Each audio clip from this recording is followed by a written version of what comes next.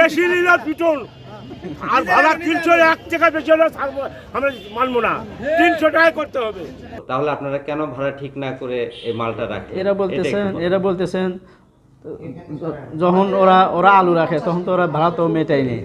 এই হিমাগার মালিক প্রতিবারই আমাদেরকে প্রতিশ্রুতি দেন, সেই প্রতিশ্রুতি কখনোই রাখেন না। এবারও প্রতিশ্রুতি দিয়েছিলেন যে 532 ফুটের যে ভাড়াগুলো হবে আমরা সেই ভাড়া নির্ধারণ করব, কিন্তু আলু ঢোকানোর সময় কোনো প্রতিশ্রুতি দেন না যে কত টাকা ভাড়া হবে। আমরা বারবার অভিযোগ করার সত্ত্বেও বলে যে কোনো সমস্যা নেই, আপনারা আলু ঢোকান। এভাবে আলু ঢুকে নিয়ে ওনারা ইচ্ছা মতো ভাড়া আদায় করেন। এবারও তাই করছেন, উনি আলু প্রবেশ করে নিয়ে উনি ভাড়া আদায় করছেন 385 টাকা দাবি করছেন, যা এই এলাকার কৃষক এবং ব্যবসায়ীদের জন্য খুবই দুঃখজনক। এবং এখানে প্রায় 4 কোটি টাকা উনি বেশি দিচ্ছেন।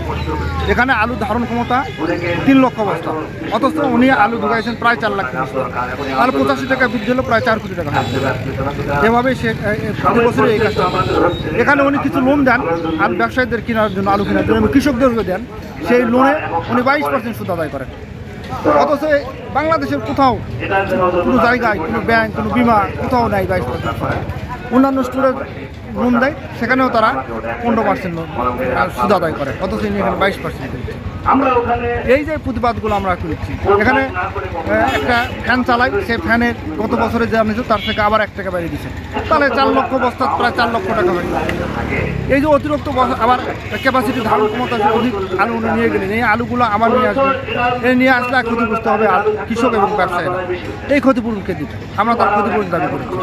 আমরা আজকেও একটা খবর শুনলাম, সেটা হলো এখানকার যে আলুগুলো অন্য স্টোরে নিয়ে গেছেন, সেই স্টোরে আলুগুলো ওনারাই কিনেছেন 100 টাকা কম, বাজার থেকে 100 টাকা কম দর কিনে ওনারাই রাখিচ্ছেন। এগুলো পরে ওনারা ওই স্টোর থেকে বিক্রি করেন। এভাবে ইনি আমাদের এর সাথে প্রতারণা করেছেন। আমরা সরকারের কাছে এবং প্রশাসনের কাছে আমরা দাবি করেছি যাতে এই এলাকার কৃষক সাধারণ মানুষ 300 টাকা ভাড়া পায়, সেই ব্যবস্থা করা যায়। সাহেব আরে বারবার এই ভাড়াগুলো বেশি করে নেওয়ার চেষ্টা করে, আর কৃষকেরা মনে করেন সব সময় ক্ষতিগ্রস্ত হচ্ছে। আমার মতো লোকও আল্লাহ দিলে 200 করে বস্তা ওখানে রাখা হয়। আমরা তো কৃষক, তা আমরা যদি এই টাকাগুলো মার খাই, তাহলে এই টাকাগুলো আমাকে কে ক্ষতিপূরণ দেবে? আমরা যখন প্রথম কোলেস্টোর করি তখন তো আমরা ফিল করি, ওনারা বলে ভাড়া কী হবে, আশপাশে কোলেস্টোরে যেভাবে ভাড়া হবে সেম ভাড়া, বরঞ্চ আমাদের কোলেস্টোরে 2-4টা বেশি থাকে, 10টা অতিরিক্ত 20টা আর বেশি দেয়। তো এবার সেম ভাড়া, এই 3টা কোলেস্টোর আছে, তো আমরা তো ভাড়া 350 করে কাটতেছি। তো ইতিমধ্যে অ্যাসোসিয়েশন থেকে একটা খবর এলো যে অতিরিক্ত ওজনের যে ভাড়া সেটা হয়তো পরে কার্যকর হতেও পারে, নাও পারে। তো আমরা করলাম তাহলে স্লিপ জালু বের করে দিই। আমরা কিন্তু অলরেডি 7,000 বস্তা চলে আছে, 7-8,000, 350 করে ভাড়া কেটে নিছে। ওই কথাটা কীভাবে শুনে এই সব হট্টগোল দিয়ে ভাড়া চলে আসে।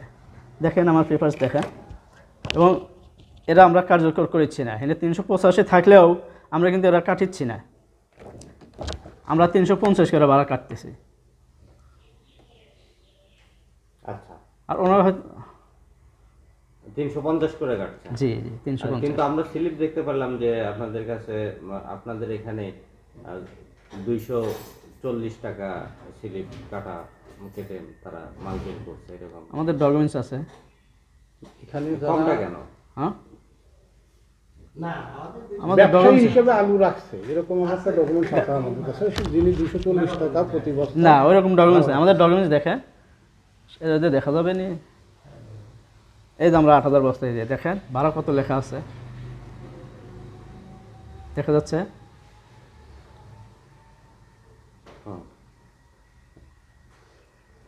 এরাই আমরা ভাড়া কাটতেছি। ব্যবসায়ী পর্যায়ের যে প্রশ্ন আমরা যা শুনলাম, সেগুলো কি সব বানোয়ার? সব বানোয়ার, একটা সত্যতা বলেনি। একটা বিষয় আমি একটু আপনাকে বলতে চাই, সেটা হচ্ছে যে অন্যান্য কোল্ড স্টোরে যে আমরা দেখেছি যে তারা স্লিপ দিয়েছে আলু নেওয়ার পরে, এবং এর ভাড়া কত হবে সেটা স্লিপ পেয়েছে। আপনাদের এরকম কি যখন আপনারা কৃষকের কাছ থেকে আলুটা নিয়েছেন এরকম স্লিপ দিয়েছেন? স্লিপ তো ওরা নিয়ে গেছে, আলু বুঝা দিয়ে স্লিপ নিয়ে গেছে। যে ভাড়াটা নির্ধারণ করা আছে, না ওরকম কোনো ডকুমেন্টস নাই। তাহলে এটা কি ভোক্তা পর্যায়ে একটা হয়রানির শিকার হবে? হয়রানি না, এরা তো শুধু আমি তো কোলেস্টোরে একলা দিচ্ছি না, আমি তো আপনাকে বললাম যে অন্যান্য জায়গায় আমরা পেয়েছি, আপনার এখানে পাই নাই। তো সেক্ষেত্রে আপনারা কেন মূল্যটা নির্ধারণ করেন না মূল্য শুরুতে? এই যে মাঝামাঝি পর্যায়ে এরা কেউ করে না ভাই, মুষ্টিমে দিয়ে একজন করলে করতে পারে, কিন্তু অধিকাংশ ম্যাক্সিমাম সিন্ডিকেটের কারণে কি না, সিন্ডিকেটের কারণে না, তাহলে এরা করা হয় না। আপনাদের উদ্দেশ্য কোনো উদ্দেশ্য না। তাহলে আমি আপনার বাসা ভাড়া নেওয়ার আগে জি আমি তো আগে ভাড়াটা ঠিক করব, তাহলে আপনারা কেন ভাড়া ঠিক না করে এই মালটা রাখেন? এরা বলতেছেন যখন ওরা আলু রাখে তখন তো ওরা ভাড়া তো মেটায়নি, ওরা তো ভাড়া মিটা নিতে পারতো। আমি যে বছরে একবার ওনাদের ডাকি, বছরে একবার ফেব্রুয়ারি মাসে 1000-1200 লোক হয়, সেদিন তো কথা বললো না যে ভাড়াটা কত হবে। দোষ তো ওদেরই, আপনাদের কোনো দোষ নাই এখানে। না, আমরা ভাড়া দিয়ে 350 কাটতেছি এবং এরা সবাই জানে, সবাই মেনেও নিছে। যে আপনাদের কাছে জিজ্ঞাসা করছে যে কত ভাড়া রাখবেন, আপনারা যে অ্যানসারটা করেছেন যে অন্যান্য যারা রাখছে তাদের থেকে কম রাখবেন, কিন্তু তাদের থেকে এখন বেশি চাচ্ছেন। না না না, এটা মিথ্যা। আর আপনি একটু আগে বললেন যে অন্যান্য কোল্ড স্টোরের থেকে আপনাদের ভাড়া একটু বৃদ্ধি থাকে, কেন থাকে এটা? এরকম আমাদের বড় কোল্ড স্টোরের সার্ভিস ভালো, মেশিনপত্র ভালো, আমাদের এখানে লেবার কষ্ট বেশি, সব থেকেই বেশি, খরচাটাই যে বেশি। এবং এবার কিন্তু তা নাই। কত আছে? এবার হচ্ছে 18,000 মেট্রিক টন, মানে কত বস্তা? ওই 3,25,26 ধরে। আর আপনারা নিয়েছেন কত? ওই 26,000, 3,26,000, 27,000। অনেক কৃষক অভিযোগ করেছে, সেটা হচ্ছে যে এখান থেকে মাল আপনারা অন্যত্র পার করেছেন, অন্য ওভার হয়ে গেলে তো পার করাই লাগবে। কৃষকরা এতে বলছে যে তাদের আলুটা নষ্ট হওয়ার সম্ভাবনা, নষ্ট না হওয়ার জন্য তো পাঠা দেওয়া হয়েছে, আর বরং আলু ভালো থাকার জন্য আমরা এই কাম করছি। যখন ওদের প্রয়োজন তখন আমরা এনে দিই। পরিবহনের সময় কি তখন আলুর যে সংরক্ষণের যে প্রক্রিয়াটা সেটা ব্যাহত হয় না? না, ওখানে যারা ফ্রি কল হচ্ছে তারপরে তারপরে না না, এরা তো ওই যে নিচে ছিল, ভিতরে না তো, ফিল্ডে।